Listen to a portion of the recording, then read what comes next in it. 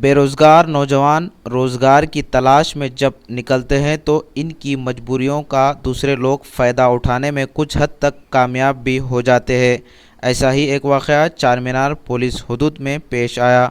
Police ने बताया कि हाई कोर्ट के एसएस परवेज़ नामी वकील ने बेरोज़गारों को हाई कोर्ट में रोज़गार लगाने का वादा करते हुए एक एक के पास से तकरीबन 3 से 5 लाख रुपयों को हड़प लिया।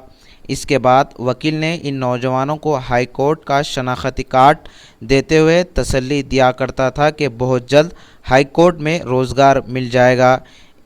इसने तकरीबन 40 से 50 लोगों से पैसों को हड़प लिया। North zone task force police ने कार्रवाई करते हुए एसएस परवेज़ नामी वकील को गिरफ्तार करते हुए चारमीनार पुलिस के हवाले कर दिया। मज़ीद तहक़ीक़ात जारी है। मीडिया से बातचीत करते हुए सुनील ने बताया कि इसने धोखा देते हुए पैसों को हड़प लिया।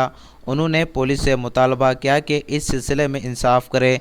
चारमीनार पुलिस ने शिकायत दर्ज करते हुए तहक़ीक़ात का आगाज़ कर दिया। को रहता था, मैं उनके घर के करीब में रहता था, तो वो मेरे घर के पास पानी भरने आता था और आकर कि ऐसा जॉब है हमारे साहब के पास बोल के वो बोल। इनका ऑफिस कहाँ था एडवोकेट का?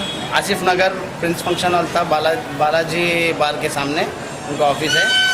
और ये मेन जो उनका जो जॉब के बारे में बड़ा ऐसे वाला हमारे पास बालाजी है ना, वही उसके हवा के थ्रू और उन्होंने उनके दोस्त अजय जैसा अजय जाकर बाइक को बोले, उन्होंने ऐसा बोले और रूटीन हो गया सबके साथ। अब आपको क्या बोल रहे थे परवेज़ एडवोकेट साहब, आप जॉब के आप बोल रहे भाई मैं आपके पास से एक हैंड लोन लिया, मैं जॉब के लिए नहीं बोला, वो हमारे को अपॉइंटमेंट लेटर लिए, आईडी कार्ड इशू करे, मेनली आईडी कार्ड इशू करे।